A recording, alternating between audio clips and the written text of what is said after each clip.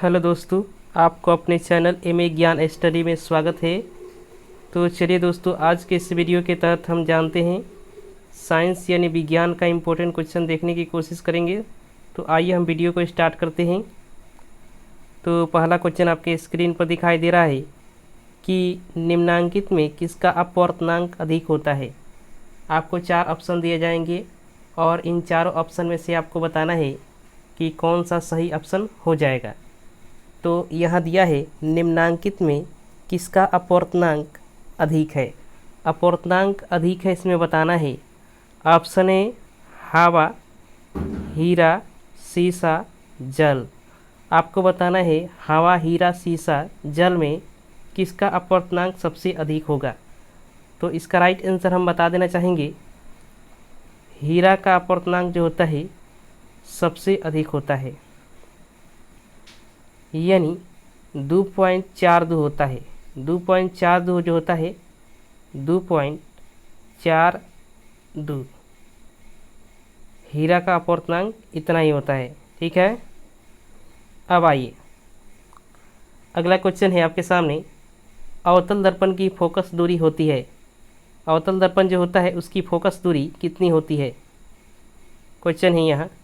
तो ऑप्शन है ऋणात्मक, धनात्मक, शून्य, कभी ऋणात्मक तो कभी धनात्मक। तो आप जानते होंगे कि अवतल दर्पण जो होता है उसकी फोकस दूरी जो होती है कैसी होती है। तो ये बात आप ध्यान रखेंगी कि अवतल दर्पण जो होता है वैसा दर्पण होता है जिसका क्या होता है, अंदर का भाग क्या होता है, उठा होता है, बाहर भाग जो होता है वो रंगा हुआ रहता है, ऐसे रहता है ना। तो इसकी जो फोकस दूरी ऐसे होती है, यहाँ से एफ जो होती है, एफ उसका मान जो है क्या होता है, ऋणात्मक होता है कि धनात्मक होता है, इस बात को पूछा गया है। तो क्या होता है, ऋणात्मक होता है। इसका right answer option number A हो जाएगा। अगले क्वेश्चन की तरफ चलते हैं। अगला क्वेश्चन है कि किसी लेंस में मुख्य फोकस की संख्या कितनी होती है।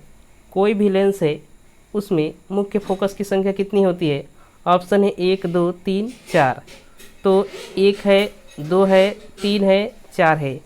तो एक लेंस में मुख्य फोकस की संख्या जो होती है 2 होती है, 2 होती है। तो इसका राइट आंसर क्या हो जाएगा, option number B. Option number B इसका राइट आंसर हो जाएगा। चलिए अगला क्वेश्चन है, दाढ़ी बनाने में कौन सा दर्पण उपयुक्त होता है। दाढ़ी बनाने में किस दर्पण का प्रयोग किया जाता है, यहाँ पूछा गया है। ऑप्शन है उत्तल दर्पण, अवतल दर्पण, समतल दर्पण, इनमें से कोई नहीं। तो इसका बात हम बताना चाहेंगे कि दाढ़ी बनाने में जो है अवतल दर्पण का प्रयोग किया जाता है। अवतल दर्पण जो होता है एक प्रकार का ऐसा दर्पण होता है जिसका प्रयोग जो होता है दाढ़ी बनाने में किया जाता है। समझ गए। अगला क्वेश्चन है कि अवतल दर्पण की फोकस दूरी और उसकी वक्रता त्रिज्या r के बीच संबंध है। तो r बराबर क्या होता है, r बराबर क्या होता है, 2f होता है, 2f होता है ना। तो f बराबर कितना हो जाएगा, r/2, r/2। यानी इसको शब्दों में कहेंगे तो कहने का मतलब है किसी भी अवतल दर्पण की फोकस दूरी उसकी वक्रता त्रिज्या की क्या होती है, आधी होती है। तो इसका राइट आंसर क्या हो जाएगा, option number C. Option number C इसका राइट आंसर हो जाएगा। चलिए अगले क्वेश्चन की तरफ चलते हैं। अगला क्वेश्चन बोल रहा है कि निम्नलिखित में किस लेंस को अभिसारी लेंस कहते हैं। कौन सा लेंस है जिसको अभिसारी लेंस कहते हैं। अभिसारी कहने का मतलब है कि वैसा लेंस जो होता है जो प्रकाश को क्या करता है, अपने अंदर लेता है और उसको क्या करता है, अपने अंदर जो होता है एक बिंदु पर क्या करता है, इकट्ठा कर देता है। कहने का मतलब है कि यह एक ऐसा लेंस है और इससे बहुत सारे प्रकाश ऐसे आ रही है प्रकाश ऐसे, और एक बिंदु पर आकर यहाँ मिल जा रही है।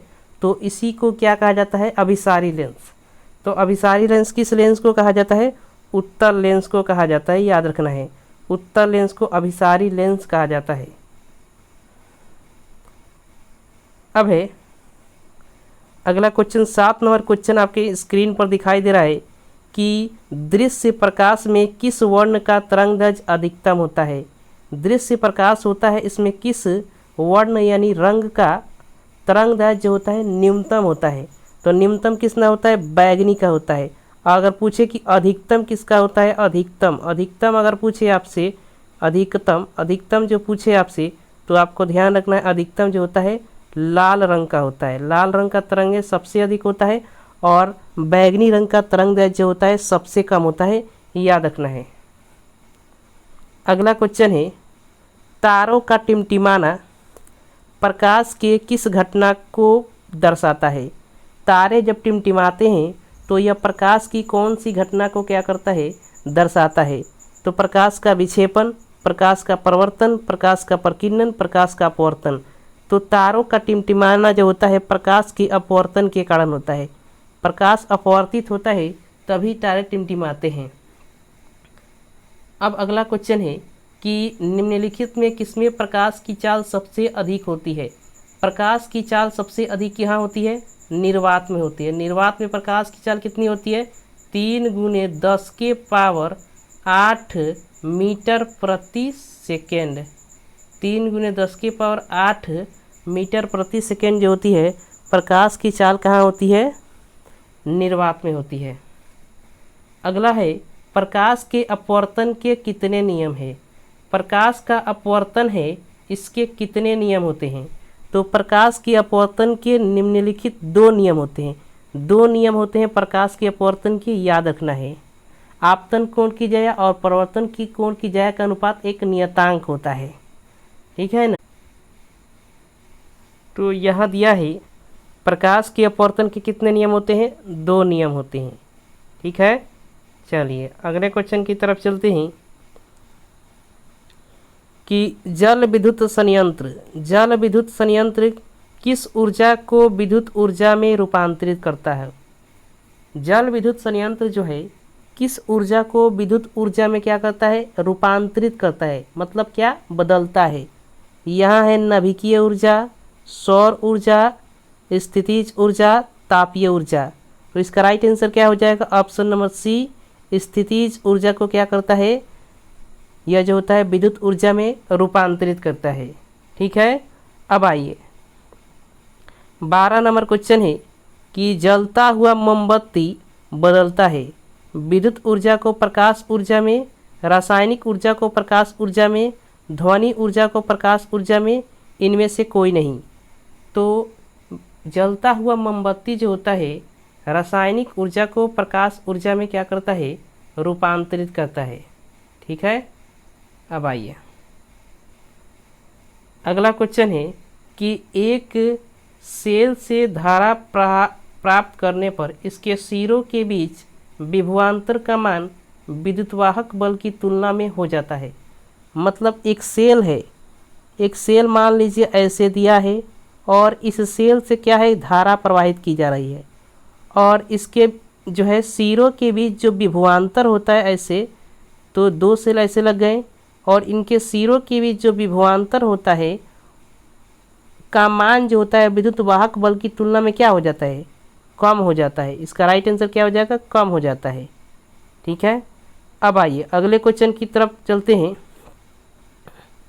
कि प्रतिरोध का मान बढ़ाने के लिए प्रतिरोधों को जोड़ा जाना चाहिए। मतलब प्रतिरोध का मान अगर आप बढ़ाना चाहते हैं तो प्रतिरोधों को किस क्रम में जोड़ेंगे। ऑप्शन है समांतर क्रम में, श्रेणी क्रम में, ए और बी में, इनमें से कोई नहीं। तो प्रतिरोध का मान अगर आप बढ़ाना चाहते हैं तो प्रतिरोधों को श्रेणी क्रम में जोड़ा जाना चाहिए, ठीक है। आइए अगला क्वेश्चन है, विद्युत चुंबक बनाने के लिए प्रायः जिस छड़ का उपयोग होता है वह है। विद्युत चुंबक बनाने के लिए जिस छड़ का उपयोग करते हैं वह कौन सा है, तांबा है, नरम लोहा है, इस्पात है, इनमें से कोई नहीं है। तो विद्युत छड़ चुंबक, अगला जो 15 नंबर क्वेश्चन है, विद्युत चुंबक बनाने के लिए प्रायः जिस छड़ का उपयोग होता है वह है, कौन है? तांबा है, नरम लोहा है, इस्पात है, इनमें से कोई नहीं। तो इसका राइट आंसर क्या हो जाएगा? ऑप्शन नंबर बी, नरम लोहा का प्रयोग जो होता है विद्युत चुंबक बनाने के लिए किया जाता है। अगला क्वेश्चन है कि उच्चतर ताप पर कौन सी क्रिया पूरी की जाती है? मतलब उच्च ताप पर कौन सी क्रिया जो होती है पूरी होती है? ऑप्शन ए नाभिकीय विखंडन, नाभिकीय संलयन,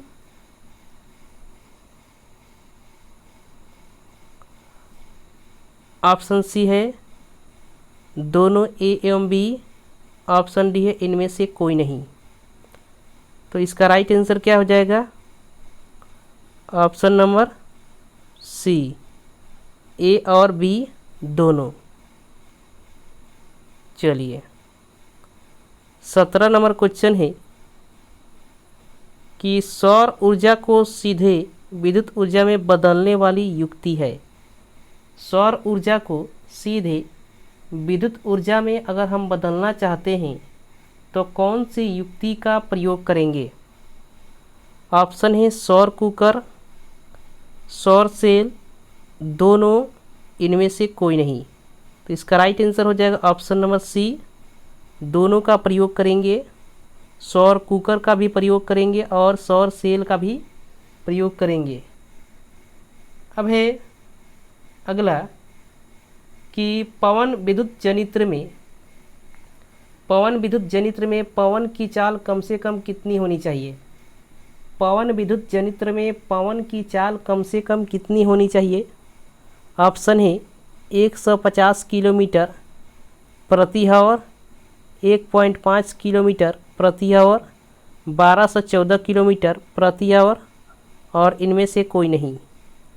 तो पवन विद्युत जनित्र में पवन की चाल कितनी होनी चाहिए?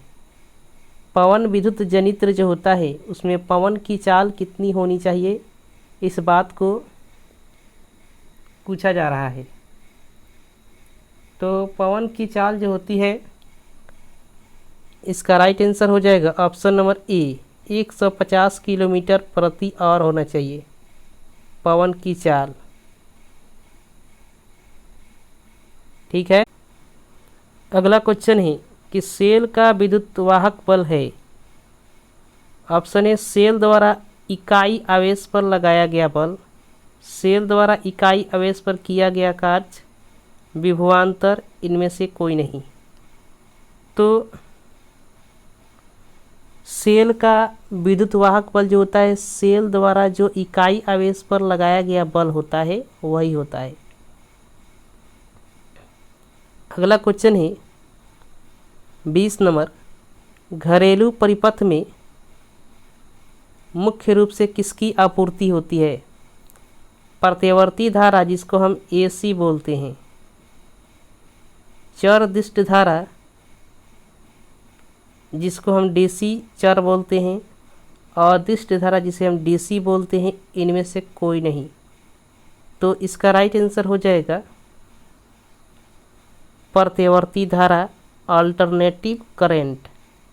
घरेलू परिपथ में एसी करंट हमको प्राप्त होती है। अगला क्वेश्चन है कि वर्ण विक्षेपण असंभव है। कांच में, निर्वात में, जल में, फाइबर में। तो वर्ण विक्षेपण कहाँ नहीं हो सकता है?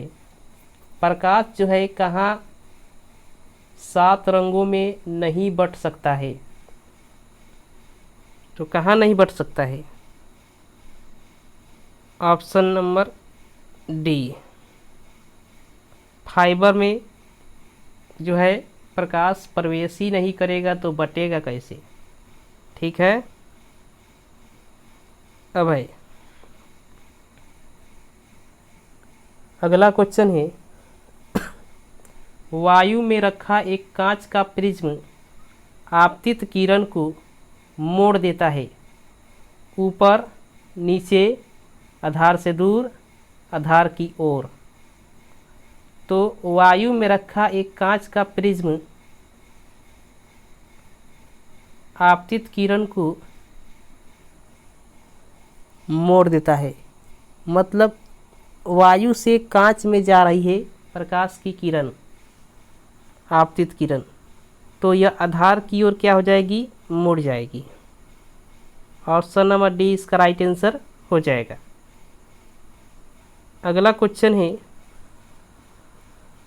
कि 2Zn और O2 is equals to 2ZnO किस प्रकार की अभिक्रिया है। ऑप्शन है अपघटन, विस्थापन, अवक्षेपण, उपचयन। तो आपको देखकर बताना है कि यह कौन सी अभिक्रिया का एग्जाम्पल है। तो यह कौन सी अभिक्रिया है, उपचयन अभिक्रिया है। उपचयन कहे तो ऑक्सीडेशन, ऑक्सीडेशन कहे तो ऑक्सीकरण, ऑक्सीकरण अभिक्रिया का एग्जाम्पल है। ठीक है, चलिए अगला क्वेश्चन है कि खाने का सोडा का रासायनिक सूत्र क्या है। खाने वाला सोडा होता है, उसका रासायनिक सूत्र क्या होता है। NaHCO3, NH4Cl, Na2CO3, इनमें से कोई नहीं। तो खाने वाला जो सोडा होता है उसका रासायनिक सूत्र होता है NaHCO3, NaHCO3। ठीक है, अब आइए अगला क्वेश्चन है कि कमरे के ताप पर द्रव अवस्था में रहने वाली धातु है। कमरे के ताप पर द्रव अवस्था में कौन सी धातु रहती है। ऑप्शन है तांबा, पारा, सोडियम, लोहा। तो इसका राइट आंसर हो जाएगा ऑप्शन नंबर बी, पारा, जिसका सूत्र होता है Hg। Hg होता है कमरे के ताप पर द्रव अवस्था में रहने वाली धातु है। अगला क्वेश्चन है कि आवर्त सारणी के शून्य समूह का तत्व कौन सा है। आवर्त सारणी के शून्य समूह का तत्व कहने का मतलब है कि आवर्त सारणी का ऐसा तत्व जो अक्रिय हो।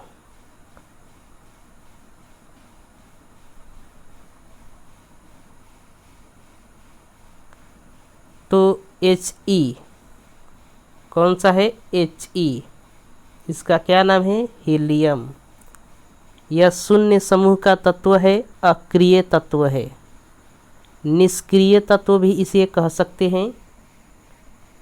तो चलिए दोस्तों, यहीं हमारी वीडियो समाप्त होती है और अगले क्वेश्चन के साथ अगले वीडियो मिलते हैं। तब तक के लिए धन्यवाद।